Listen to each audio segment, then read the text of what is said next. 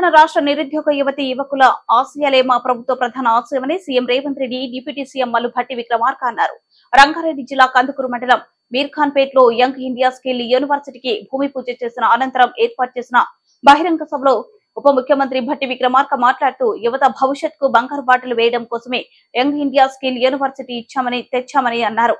అధికారంలోకి వచ్చిన కొద్ది రోజుల్లోనే నిరుద్యోగుల ఆశలు నెరవేర్చడం కోసం కాంగ్రెస్ ప్రభుత్వంలోనే ఇందిరమ్మ రాజ్యం యంగ్ ఇండియా యూనివర్సిటీని ఏర్పాటు చేస్తుందని భట్టి విక్రమార్క స్పష్టం చేశారు. కోట్లాడి తెచ్చుకున్న తెలంగాణ రాష్ట్రంలో యువతి యువకులకు జీవితాలు అద్భుతంగా ఉండాలని గత పాలనలో ఆశించామని డిప్యూటీ సీఎం తెలిపారు. ప్రజల కోసం తెచ్చుకున్నటువంటి పాలన అంటే ప్రజాప్రభుత్వం అంటే ఇది కదా. అందుకే చెప్తా ఉన్నాను, ఇటువంటి సంతోషకరమైనటువంటి క్షణాల్లో మీ అందరి మధ్యన ఈరోజు గడపటం మా అదృష్టంగా కూడా నేను భావిస్తా ఉన్నాను.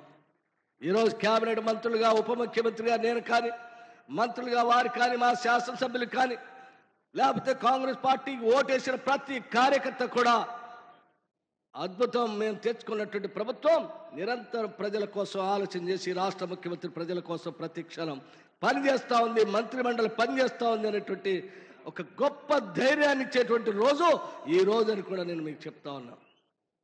స్నేహితులారా, మీరందరికీ ఒకటే విజ్ఞప్తి. ఇప్పుడే మా శ్రీధర్ బాబు గారు చెప్పారు, అద్భుతమైనటువంటి నగరాన్ని ఇక్కడ మనం ఆవిష్కరింపజేసుకోబోతా ఉన్నాం. అటువంటి చేసే నగరానికి కావాల్సిన అభివృద్ధి కార్యక్రమాలకు సంబంధించి ఈ ప్రభుత్వం తలపెట్టినటువంటి ఈ కార్యక్రమాన్ని ముందుకు తీసుకొని పోవటం కోసం మీ అందరి సహకారం కావాలని పేరు పేరున వారు విజ్ఞప్తి చేశారు. నేను కూడా మీ అందరికీ విజ్ఞప్తి చేస్తా ఉన్నాను. ఇక్కడ ఉన్న నాయకత్వానికి కానీ మీకు కానీ ఈ నగరం, ఈ ప్రాంతం రాబోయే సంవత్సర కాలంలో పూర్తిగా దీని రూపురేఖలే మారిపోయేంత స్థాయిలో ఈ ప్రభుత్వం పనిచేయటానికి సిద్ధంగా ఉంది. మీ అందరి సహాయ సహకారాలు కూడా అందించవలసిందిగా నేను కోరుతూ, ఈ స్కిల్ యూనివర్సిటీ లేకపోతే ఇతర ప్రాపర్టీస్, ఇతర ఇండస్ట్రీస్ మీ అభివృద్ధిని నిత్యం కాంక్షించేటువంటి ప్రభుత్వంగా ఈరోజు నాకు తెలిసి ఇంతకంటే తృప్తినిచ్చేటువంటి కార్యక్రమం ఇంకోటి ఏది లేదని నేను అనుకుంటున్నాను. ఇదేదో కేవలం పాలన కోసమో లేకపోతే ప్రభుత్వంలో అధికారాన్ని అనుభవిస్తూ పాలన చేసుకుంటూ ముందు పోయే కార్యక్రమం కాదు.